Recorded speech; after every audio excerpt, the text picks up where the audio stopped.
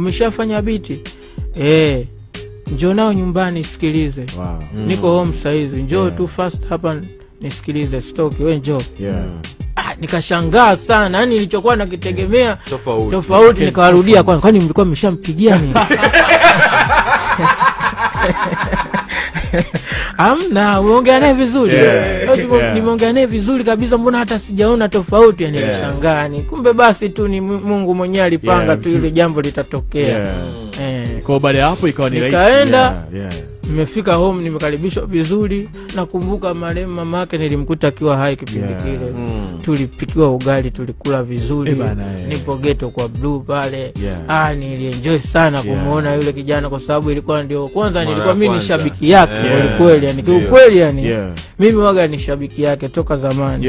Kwa hiyo nilifurahi kufanya kazi na mtu ambaye nilikuwa nikishabikia kazi zake. Nilifurahi sana kukutana naye, akaniambia weke hiyo beat ilete hiyo beat, akachukua akaweka kwenye radio. Tukao tunasikiliza kwenye muziki mkubwa. Kunasikiliza pale, tumesikiliza, akawa anatikisa tu kichwa, anambia wewe unapenda umnifanye kitu gani? Ukifanya chochote tu itakuwa vizuri, fanya kitu kaka. Akaanza kuflow bwana pale, ana flow fulani hivi za kwake zile za Mr. Blue. Mimi nikaona mbona kama nasikia wimbo umeshatoka huo.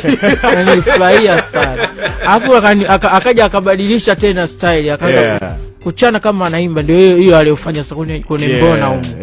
Ndio akaingia na hii style aliyofanya kwenye Mbona huko. Kiukweli yani akanipa wakati mgumu sana kuchagua kitu gani afanye. Akaniuliza unaona aje, nifanye hiki au nifanye hiki? Mimi nikasema chochote. Basi tumeenda kule, akachagua alichokiweka kwenye Mbona, ndio akaona tunaenda sawa. Baby, usimwache pesi, cheki analia kwenye besi. Baby, usimdrive crazy.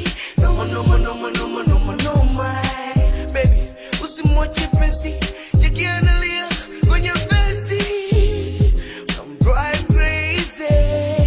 No my. Kama yeni wakuna nakupenda sana huyu. Penzi wako mbona umsikilizi mama kati